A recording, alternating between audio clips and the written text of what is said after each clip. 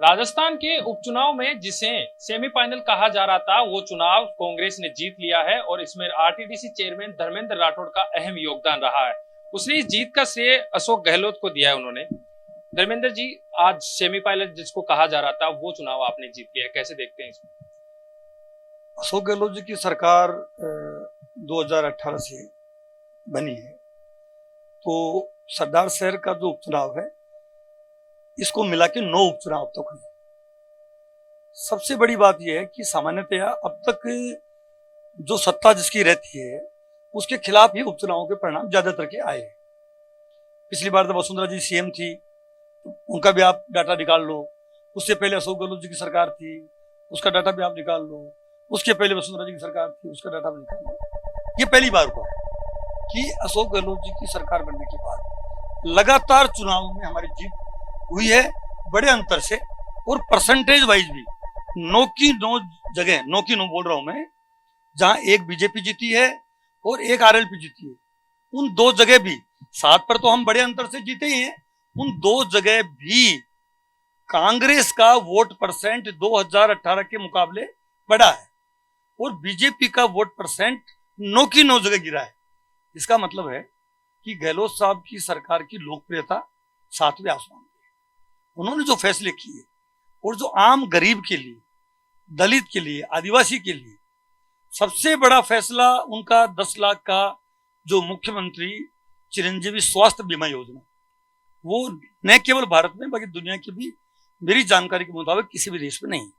तो अहम जो क्या मानते हैं कि कौन सी योजनाएं ऐसी थी जिनका योगदान रहा सरदार शहर उपचुनाव जीतने में? राजस्थान सरकार की ऐसी योजनाएं, मैंने कहा ना, जितनी भी योजनाएं, ये 10 लाख का बीमा, ओल्ड पेंशन स्कीम, किसानों की कर्ज माफी, किसानों की बिजली के बिल माफ, महिलाओं की योजना उड़ान, ईडब्ल्यूएस का रिजर्वेशन, ओबीसी के रिजर्वेशन को और अभी जो बेहतर करना, एससी एसटी के लिए पदोन्नति के अवसर, ऐसा माइनॉरिटी के लिए जो हमारी सरकार ने जो काम किया उनके लिए।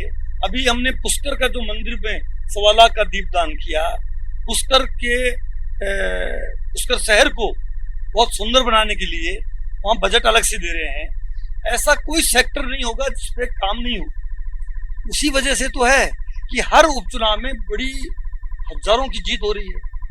और आप देखो कि राजसमंद से बीजेपी जो जीती है, किरण माहेश्वरी जी की जगह उनकी बेटी जो विधायक बनी, वो सीट भी बहुत कम वोटों से बीजेपी जीती है और वोट परसेंट भी उनको, वोट परसेंट जो था वो भी उनका गिरा है।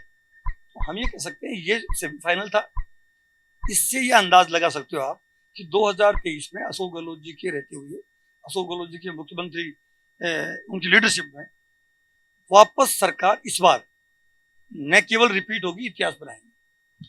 वहां पर जाट थे, हरिजन थे, राजपूत थे, लेकिन सभी समाजों को एक जगह पर बिठाने का काम भी आपने किया। इसको लेकर आपकी बड़ी तारीफ हो रही है। देखिए, पहली बात तो अशोक गहलोत जी की सरकार ने हर कम्युनिटी को, हर धर्म को, हर क्षेत्र को कुछ ना कुछ उन्होंने अपनी कलम से भला किया। राजपूत समाज, ब्राह्मण समाज, वैश्य समाज, ईडब्ल्यूएस का जो रिजर्वेशन में जो सरलीकरण किया, उस फैसले से बहुत ज्यादा उत्साहित थे। और बाकी समाज के जो लोग थे उनके लिए भी मुख्यमंत्री जी ने कोई ना कोई योजना बना के उनको लाभान्वित किया। तो हमें खाली बताने की जरूरत थी।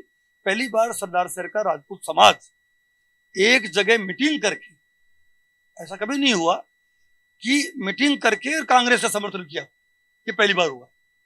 भारत जोड़ो यात्रा को कमलनाथ जी ने चैलेंज दिया था और अशोक गहलोत साहब ने स्वीकार किया। पहले दिन हमने देखा कि कितना हुजूम इस रैली के अंदर, यात्रा के अंदर उमड़ा। कैसे देखते हैं राजस्थान में इस यात्रा को? अब देखिए, झालावाड़ जिले से यात्रा पर मतलब प्रवेश किया है। झालावाड़ में 4 विधानसभा क्षेत्र हैं, बीजेपी के 4 विधायक है, हमारा 1 विधायक। उस यात्रा को झालावाड़ जिले में जो रेस्पॉन्स मिला आपके सामने है, जबरदस्त रेस्पॉन्स। आगे आ जाओ कोटा। कोटा में ओम बिरला जी लोकसभा अध्यक्ष हैं, बड़े नेता हैं बीजेपी की। कोटा की सड़कों पे लाखों लोग राहुल जी के साथ चल रहे हैं। तो यात्रा को, यानी कन्याकुमारी से कश्मीर के बीच में, राजस्थान पहला राज्य है जहां हमारी सरकार है, तो और सरकार के फैसले जबरदस्त है। उपचुनाव हम जीत रहे हैं। तो ये जो राहुल जी की यात्रा को जो रेस्पॉन्स एक्स्ट्रा ऑर्डिनरी मिला है, इसका मतलब है कि राजस्थान की जनता राहुल जी को, गांधी परिवार को और अशोक गहलोत जी की सरकार के फैसलों से खुश है। इस कारण से यहाँ यात्रा ऐतिहासिक और अभूतपूर्व यात्रा होगी।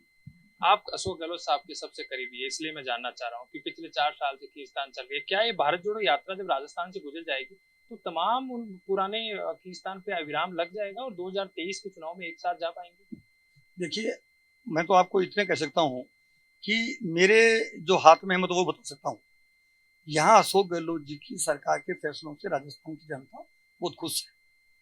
रिजल्ट की मैं आपको बता दूं सीट का, मेरे पास आप भले आप छाप दें कि पहला रिजल्ट, पहला खींवसर में जो आरएलपी बीजेपी लड़ी 2018 में, वो 60% वोट मिला। और जब उपचुनाव हुआ वो वोट घट के उपचुनाव में मतलब खींवसर में वो 60 से घट के 49 हो गया। हम 4630 से हारे भले ही, लेकिन कांग्रेस का वोट 35 से बढ़कर 46 हो गया। यानी हम 11% से हम बढ़ोतरी खींवसर में भी कर रहे हैं। दूसरी मंडावा सीट बीजेपी 47 से घटकर 38% वोट रहेगी, यानी 11% की घटी है। और कांग्रेस का वोट 46 से बढ़कर 59, आप देखो, और 33,000 की जीत। ऐसे ही धरियावद में बीजेपी का वोट 50% से घटकर 26 रह गया है और कांग्रेस का वोट 38 से घटकर 39 हो गया और जीत 18,000 से हुई है। आप वल्लभनगर भी देख लो, बीजेपी 25% से घटके 11% पे आ गई और कांग्रेस 32.62 से 32.90, यहां भी हमारा वोट बढ़ा है। उसके बाद में आ जाओ आप सुजानगढ़, कांग्रेस का वोट 46 से बढ़कर 49 हो गया और बीजेपी का इसमें बढ़ा है 2483 से 27 हुआ है, केवल 2.5% बढ़ा है। कांग्रेस का कितना बढ़ा है? 3%, 4%। और जीत हमारी हुई है 35,000 वोटों से ज्यादा। सहाड़ा में 34% बीजेपी का वोट था, वो घटकर 28 रह गया। कांग्रेस का 38 था, वो बढ़ के 58, कितना परसेंट हो गया? 20%। और जीत हमारी 42,200 की। ऐसे राजसमंद में जहां किरण माहेश्वरी जी की डेथ के बाद चुनाव हुआ, उस सीट पे भी 55% बीजेपी को 18 में वोट मिले थे, वो घट के 49 रह गए। और कांग्रेस का 40 से 46, 6% वोट बढ़ा। हारे हम 5,310 के मामूली अंतर से हारे, लेकिन वोट हमारा यहां बढ़ा।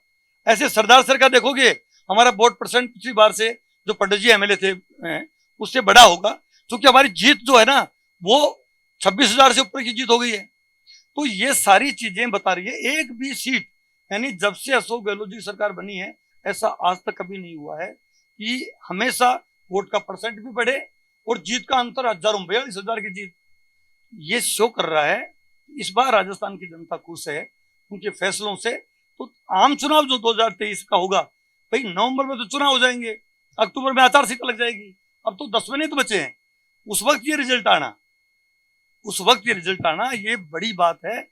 और पूरा भरोसा, आप देखेंगे ये हालत रही तो कहीं 150 से ज्यादा सीट कांग्रेस की नहीं आ जाए, ये मैं दावा कर सकता हूँ। एक मुख्य सवाल, आखिरी सवाल है मेरा, आप रणनीतिकार बड़े हैं, राजनीतिकार भी हैं, तो क्या राजस्थान में कांग्रेस के दोनों जो नेताओं के बीच खींचतान है उसको सुलझा पाएंगे? आप क्या प्रयास करेंगे इस तरीके?